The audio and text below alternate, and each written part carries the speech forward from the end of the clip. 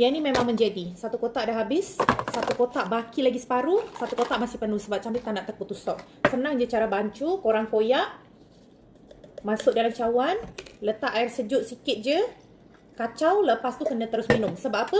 Ni adalah high fiber. Kalau kita tak terus minum, korang diamkan dalam masa 1 minit, dia akan mengembang beratus kali ganda. Itulah yang buat perut kita kenyang tahan lama. Sekejap, cantik minum dulu. Bismillah. Rasa dia macam oren.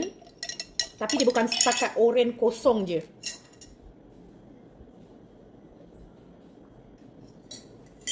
Cantik simpan sikit. Kita tunggu 1 minit selepas ni. Bila dia dah mengembang macam mana.